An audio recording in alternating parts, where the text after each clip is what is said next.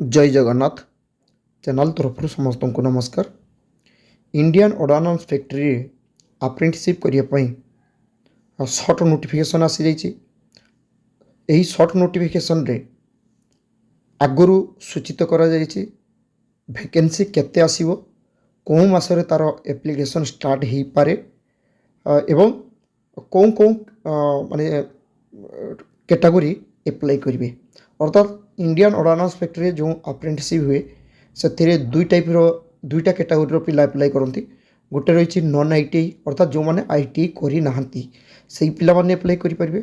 आ गोटे रही x ITI अर्थात जो मैंने आईटीआई पास करछंती से पिला माने मध्य एप्लाई करेंगे।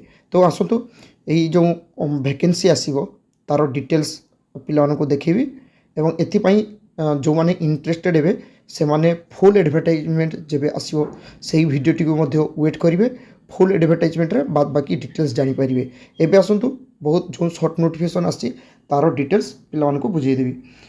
एबे पिला को कहि रखिबी इंडियन ऑर्डानेंस फैक्ट्री जोटा सेटा एबे कॉर्पोरेट हो जाई माने कॉर्पोरेट बा एंटरप्राइज हिसाब रे एबे चलची। तेणु जो इंडियन ऑर्डानेंस फैक्ट्री जो गुड़ाक रही है तार नाम सेमती रही इंडियन ऑर्डानेंस फैक्ट्री।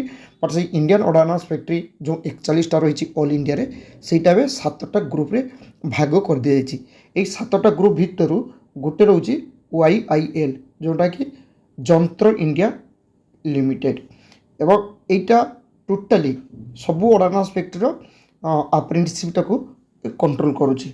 ये देखो एटा रही engagement of trade apprentices in Indian ordnance factories माने जिते इंडियन ऑर्डानेंस फैक्ट्री रही से ही अप्रेंटिसशिप आसो। ये कौन रही ऑनलाइन एप्लिकेशन जेटा रोचे इंडिया माने इंडियन सिटीजेन्स एवं एप्लाई करेंगे। जो अप्रेंटिसशिप हो सेटा हूँ 59 बेच अर्थात इंडियन ऑर्डानेंस फैक्ट्री जो बेच गुड़ाक चलता है जमीती 1961 रे प्रथम बेच स्टार्ट होता सेठू बेच 1 बेच 2 बेच 3 एमती ही 59 बेच एवं चली 59 बेच ऑर्डानेंस फैक्ट्री। ये 59 बेच पाई कौन पिला माने उठी एप्लाई करेंगे गोटे हूँ नॉन आईटीआई गोटे हूँ आईटीआई कैटेगरी। तो एवं एटा रहिबो 1961 एक्ट हिसाब रे। तो जो सब विभिन्न जगार जो ऑर्डानेंस फैक्ट्री रही से सब ऑर्डानेंस फैक्ट्री रे वैकेंसी आसीबो पूरा वैकेंसी डिटेल आसीबो कौन ट्रेड रो केते वैकेंसी कौन ऑर्डानेंस फैक्ट्री केते वैकेंसी नॉन आईटीआई पई केते आईटीआई रो कौन ट्रेड रो वैकेंसी केते तारो डिटेल आसी जीवो। टोटल वैकेंसी संख्या रही 3979। ये 3979 वैकेंसी भितर 1136 रोचे नॉन आईटीआई पई एवं 2843 रोचे एक्स आईटीआई पई अर्थात जो मैंने आईटीआई पास करेंगे।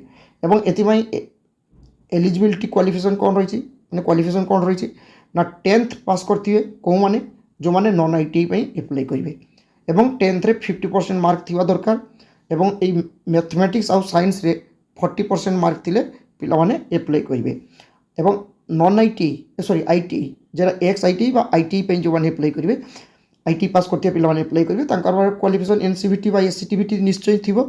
ता सहित पिला माने 10th पास करथिबे 10th रे 50% मार्क रही दरकार ता सहित आईटीआई पास करथिबे। एवं एज क्वालिफिकेशन कौन रोचे मिनिमम 14 कौ मानक पई ना जो माने नॉन आईटीआई हिसाब रे एप्लाई करेंगे तांकर एज होची मिनिमम 14 आ आईटीआई पास करथिबे पिला माने तांकर मिनिमम एज रहिबो 18 आ मैक्सिमम एथर कर दिया जाइछि जोटा अपर age limit 35।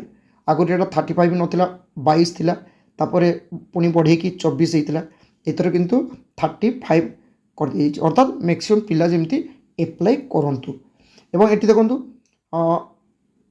February मासरे February first week रे एप्लिकेशन स्टार्ट हम यहाँ रही जोटा कि ओपन ड्यूरिंग ये लिखा जाइए application by the candidates is likely to be open during first week of February 2026 अर्थात फेब्रुआरी ही एप्लिकेशन स्टार्ट हम एवं जो डेट रु स्टार्ट हम से मिनिमम गोटे मास रोटे मास रहा मार्च हो लास्ट डेट ओके।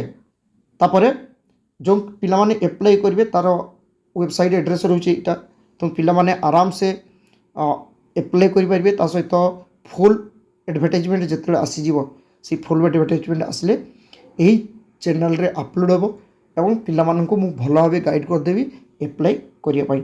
आशा करे जंत्र इंडिया लिमिटेड बा इंडियन ऑर्डिनेंस फैक्ट्रीज जो अप्रेंटिसशिप तार आसी सर्ट नोटिफिकेशन डिटेल्स पिला पाखे चैनल तरफ पहुँची पार्ची। Thank you. जय जगन्नाथ।